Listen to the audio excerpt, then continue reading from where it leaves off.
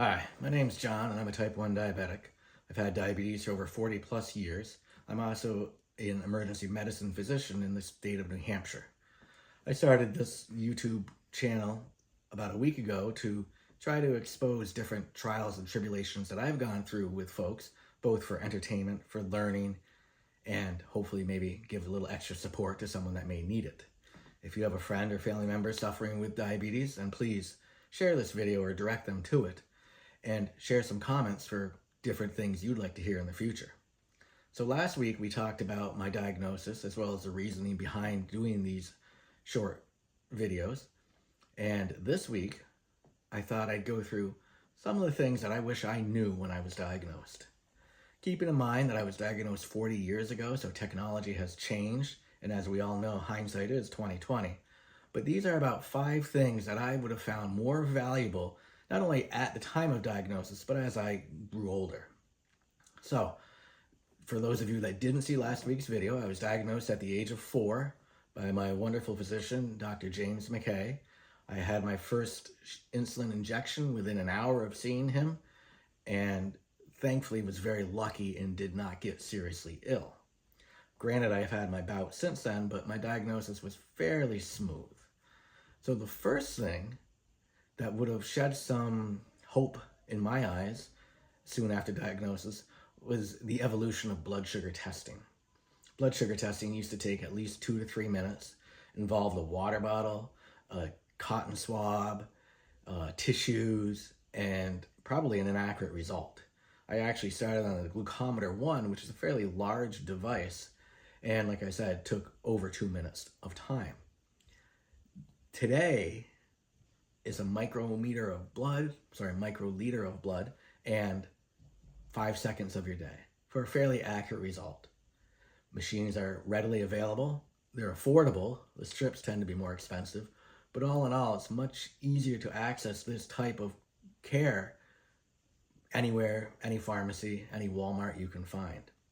So that evolution certainly would have made my life better, but also even better than the 5-second meters is the continuous glucose monitoring systems, often referred to as a sensor. So sensors can work independently. They can also work with insulin pumps to direct the amount of insulin delivered. And this gives you a tremendous amount of freedom. So in the old days, your type of therapy often directed what you could do, what you could eat, and the limitations that I would often have people say, oh, you can't have that, you're a diabetic. Oh, he can't do that, you're a diabetic. That can be very frustrating growing up. And thankfully nowadays, I think younger folks that get onto the sensor and the pump will never have to experience those limitations.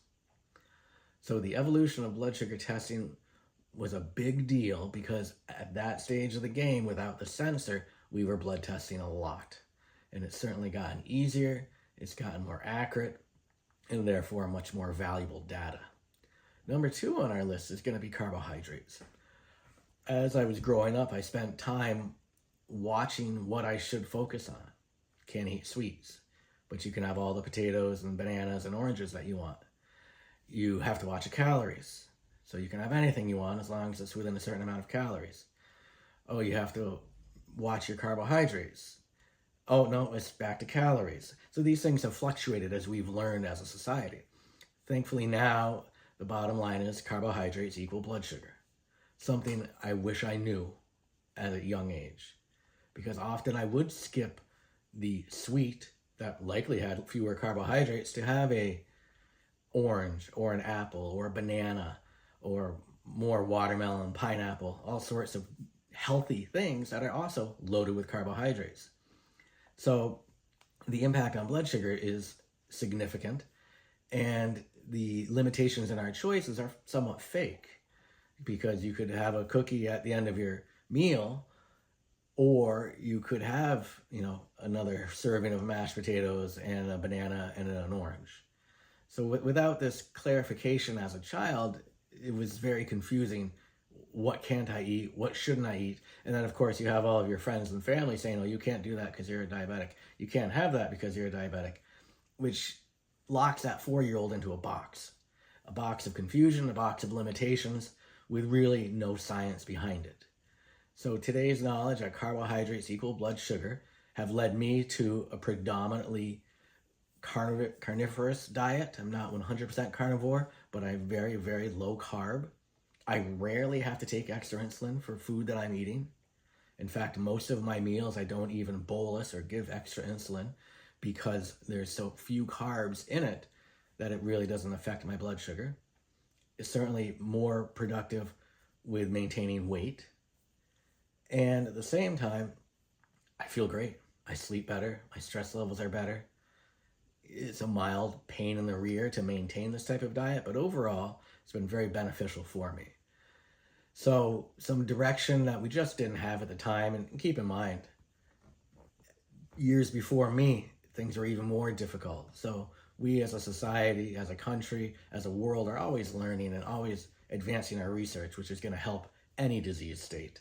And these are just some mild frustrations that I grew up with. So number 3 on our list is track and plan for everything. So my mother was very good at this. She was very good, especially with meals, because she learned how to adjust my mealtime insulin for the meal. So for example, if we went to a buffet, she would walk the buffet with me to get an idea of what I felt like eating and therefore adjust the insulin. Now, as I'm an adult, that sort of behavior is not beneficial because it certainly can lead to weight gain and all kinds of other issues. But back then, that's what was understood and what was taught, and my mother was very good at it. Problem is, there's a lot of other players that we have to plan for, many of which we can't. Stress is a huge one, and some stresses we can plan for. A lot of them surprise us, and we can't.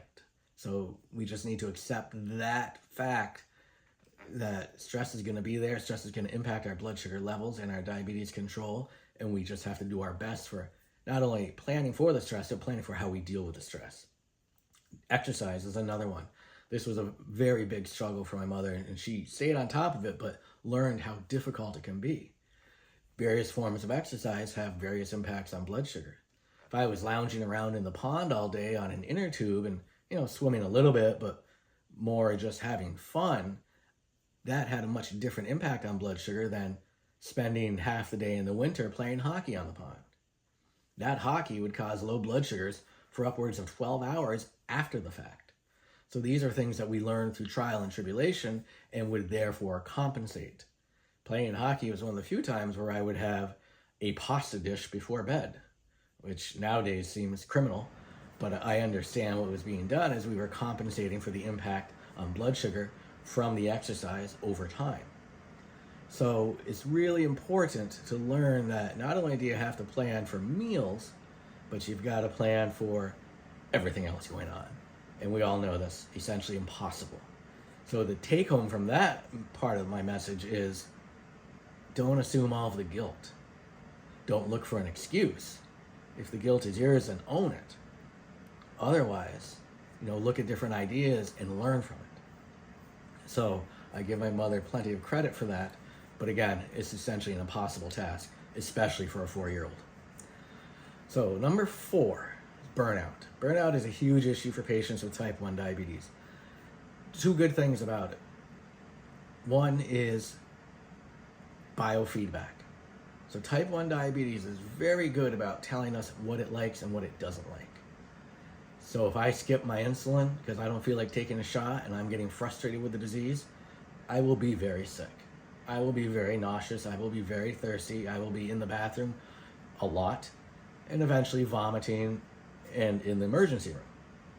So that sort of biofeedback, negative biofeedback in this case, is much like the electric fence for the goat. One shock on the nose and I'm done with that fence. So you learn pretty quickly that if you want to avoid being more ill, feeling horrible, then you have to at least take some insulin, take some measures to follow your treatment plan.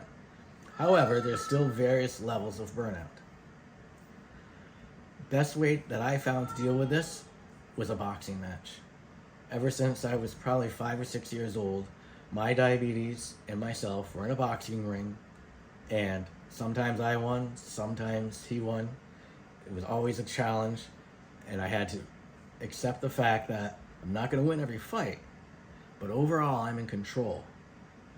My method of teaching my patients was simply, you need to respect the disease. I don't want it to run your life. So you're driving the car, but diabetes is in the back seat. And it is a loud backseat driver that warrants a little bit of listening to. So that's just my method, the boxing and driving the car method, to help deal with burnout and avoid burnout. Did I ever completely burn out? No. Did I have days where I was just annoyed with it? Absolutely. My mother will tell you I never asked why me, and I've told you before, I thoroughly enjoy this disease and have learned and become a better person because of it. So in some aspects, I'm very thankful. I often joke, I don't know how I'd live without it. It's become such a lifestyle. And again, if you saw the first week's video, I treat this not as a disease, but as a lifestyle, and it is so much easier to deal with like that. So for those of you dealing with burnout, those of you that have dealt with burnout or deal with it regularly, it's a boxing match, you're driving the car, and it's a lifestyle. So the last point that I think would be very valuable to know when I first started was the amount of support that's available. Keep in mind, I was diagnosed in 1980, so the support that's available to patients today is tremendously higher. With the internet alone, there's forums and chat rooms and all kinds of different methods to learn, to experience, and to find out that you are not the only one. The other big support mechanism available today that I use was the Joslin Camp for boys with diabetes. There's also the Clara Barton Camp for girls with diabetes. Excuse me. There's numerous camps like these throughout the country. And these are a wonderful opportunity for a child to learn, I'm not the only one. Or, this is how they deal with it. Maybe I could try that. This may be the source of my boxing mentality. I honestly don't remember. But I know I learned a tremendous amount at the Joslin and will forever cherish my 12 years there. Lastly, on the support list is family. You have to communicate with your family. And speaking directly to patients with diabetes, they don't understand. But that's okay. Hating them, getting angry with them for not understanding doesn't help anybody. Teach them. Show them. If you tell me, and when I see a patient in the ER come in with a high blood glucose, I completely understand. In fact, most often the nurses will bring me those charts to say, hey, you should see this one. I know what you feel like right now. I know that you wish I'd stop talking so you can go to the bathroom, and you'd like a glass of water. I understand that. I understand the frustration behind that. Or the confusion that you experience after a low blood sugar. I'm right there with you. I completely understand that, which gives me an ability to bind and talk to these patients on a whole different level. But we as patients, when we talk to our friends, our family, our loved ones, we need to keep in mind that A, they don't completely understand, but B, they're just trying to help. Use that help. Use that support. I can't stress enough, I've seen so many patients that don't really hide it, but maybe it's an attempt to not be controlled by their diabetes. They don't want to talk about it with anybody. And it really, I don't want anyone to feel like it's a good idea to be that friend that disappears to take their insulin, disappears to blood tests. I took my insulin right in front of all of my friends in school. We'd be going out to McDonald's together and I'd take my insulin right in front of them. It didn't faze me in the least. It didn't faze them. Over time, they got to know and understand. And many of my friends are very good at picking up blood sugars. My wife is phenomenal at it because obviously we have a good, strong relationship and a lot of communication. And we work together. So back to my mantra of this is a lifestyle, not a disease. Your family, your loved ones are part of your life, so include them in this. You don't need them to control everything. You don't need them to hold your hand throughout the whole process, but they're a good sounding board. They're a good place to vent. If you're feeling that burnout starting to come and you just want to talk to someone, maybe get mom or dad to help you find a group online that you can talk to. Drop me a comment here. I'd be happy to share ideas and thoughts with you. I understand your frustration, but I understand the importance of family. So please use them because they love you unconditionally. They do not understand unless they happen to have diabetes, but they want to understand. So help them understand, help them help you. It is a lifestyle and we are in charge, so we have to take responsibilities. It's not easy, it's a lot of work, but it can be a lot of fun. So, those are the 5 big things that really helped me learn nowadays, and I wish I knew back then. Again, some of this is hindsight, which is simply 2020, but the bottom line is things in diabetes have improved tremendously. There is a ton of support available for us. Carbohydrates equal blood sugar. Try to plan as best you can, but look into technologies like insulin pumps and sensors, because they can be very beneficial for patients trying to live their life.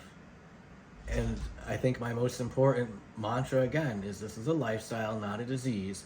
You're driving the car, but it's in the back seat and it can be loud and very obnoxious in the back seat. So give it some respect. I hope this helps everybody. If you get a moment, leave some comments. I'd love to hear your thoughts on what you wish you knew when you were diagnosed. And please subscribe and share this video. Have a great day.